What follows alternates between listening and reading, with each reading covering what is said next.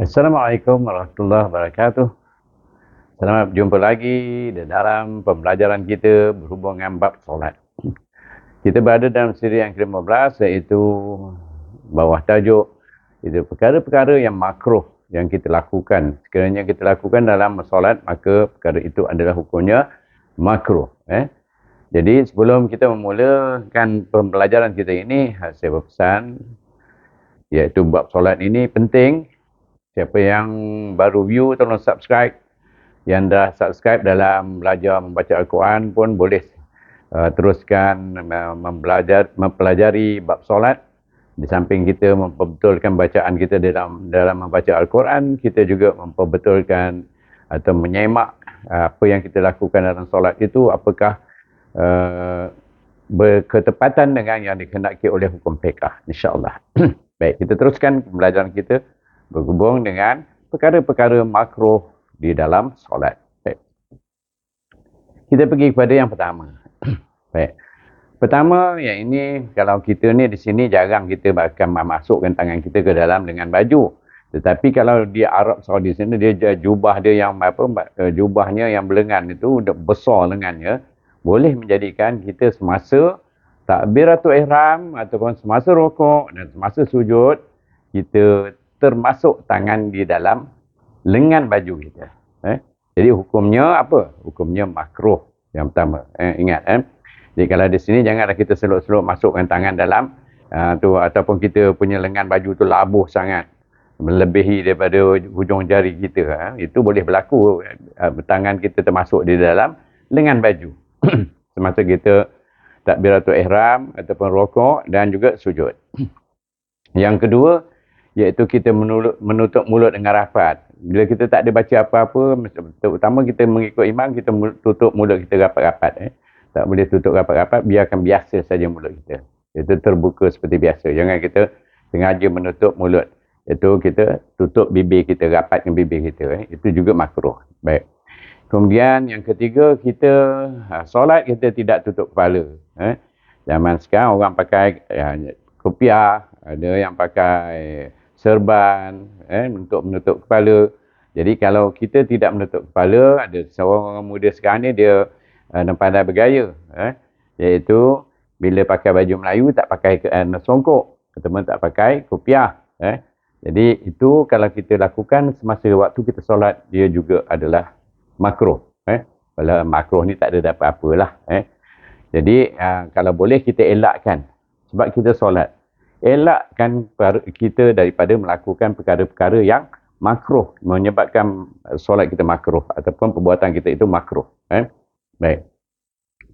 Yang keempat, bertumpang pinggang ataupun bertolak pinggang, kita pegang cekak pinggang itu. Itu bertumpang pinggang panggilnya. Itu pun juga makruh. Kemudian 5, menoleh ke kiri dan ke kanan waktu solat. Kadang-kadang kita ditarik oleh perhatian kepada benda-benda yang masuk ke ataupun yang bunyi ke, kita pun menoleh ke kiri ke kanan. Sedangkan kita sedang melakukan solat, itu juga makruh. Tak boleh kita menoleh dengan sesuka hati aja. Yang keenam, memejamkan mata waktu solat. Wah, kita kalau nak khusyuk, kita pun pejam mata. Rupanya perbuatan itu adalah memakruhkan. Perbuatan makruh. Begitu juga, jangan kita mengadah ke ufuk langit, memandang ke langit, bertengadah ke langit. Itu kalau kita masa kata semayang kat tingkap, kita nampak langit, kita pun memandang ufuk langit, ujung langit sana. Jadi itu adalah perbuatan makruh juga. Yang ke-8 iaitu menahan. Kita nak buang air, kita juga semayang juga tak pergi buang air. Tak apalah, sekarang lepas semayang baru buang air. Itu pun tak boleh.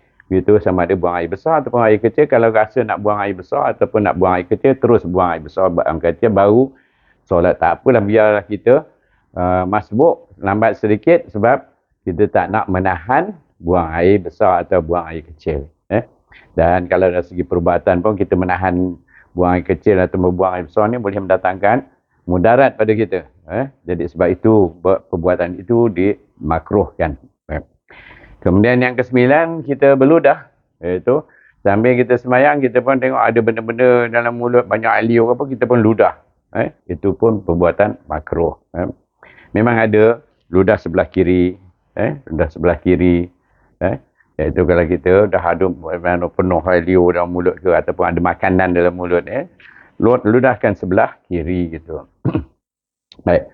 Kemudian solat atas kuburan, itu juga makruh. Jangan kita solat atas kuburan. Biasanya atas kuburan ni orang buat solat jenazah. Iaitu solat jenazah lah yang dah dikuburkan. Baik. Kemudian yang ke-11, melakukan sesuatu yang boleh hilang khusyuk dalam solat. Apa saja perbuatan. Iaitu sama ada perkara itu apabila boleh mendatang khusyuk dalam solat, iaitu melalaikan kita solat kita, iaitu boleh melalaikan kita dalam solat, maka itu juga adalah makruh. Baik, itulah 11 perkara yang perlu kita tahu. 11 perkara yang perlu kita tahu, yang diajar oleh para ulama ke atas kita apabila kita solat, elakkan melakukan perkara-perkara yang makruh dalam solat. Jadi, salah satu yang selalu kita tengok, orang suka solat sekarang ni, budak-budak muda suka solat tidak menutup kepala. Jadi, itu adalah makruh. Baik. Itu saja perkara-perkara makruh dalam solat. Kita ulang. Satu, masukkan tangan kita dalam lengan baju. Semasa kita takbir atau ihram, masa rokok dan masa sujud. Iaitu kita sujud pegang lutut tapi lengan kita dalam baju. Kemudian yang kedua, menutup mulut dengan rapat semasa tidak membaca apa-apa. Kemudian yang ketiga, tidak menutup kepala. Kemudian yang empat, kita bercekak pinggang ke sembahyang, bercekak pinggang atau bertompang pinggang itu, ataupun bertolak pinggang. Yang kelima, menoleh ke kiri dan ke kanan waktu solat. Yang keenam, memejamkan mata. Kalau nak khusyuk, rupanya dapat makruh. Hukum makruh. Bukan pasal tutup mata kita nak khusyuk. Yang tujuh, mengadah ke ufuk langit. Menengok langit sana. Menghadap ke atas, menongak kita. Walaupun tak ada langit dalam bangunan pun, kita tidak boleh menongak. Seperti menengok langit itu. Baik, hukumnya makruh saja. Ya, baik. Yang ke-8, menahan buang air besar atau buang air kecil. Rasa nak buang air besar, terus buang air besar. Jangan tahan-tahan. Rasa nak buang air kecil dulu. Baru kita solat. Ambil wuduk, solat. Kemudian berludah waktu solat pun tak boleh. Iaitu makruh. Bukan tak boleh. Boleh. Tapi makruh. Kita nak mengelakkan perkara yang makruh. Baik, 10. Yang ke-10, solat atas kuburan. Kita jangan lakukan. Dan jarang kita lakukan pun. Dan yang ke-11, melakukan sesuatu yang boleh hilang khusyuk kita dalam solat. Jadi, itulah saja perkara-perkara yang makruh sekiranya kita lakukan di dalam ataupun di waktu kita solat. Oleh itu, kita mohon supaya semua yang melakukan solat mengelakkan daripada melakukan perkara-perkara yang makruh.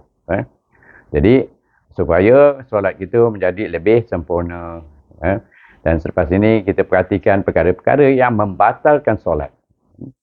Dengan itu, saya sudahi dengan wabillah Taufiq wal hidayah. Wassalamualaikum warahmatullahi wabarakatuh.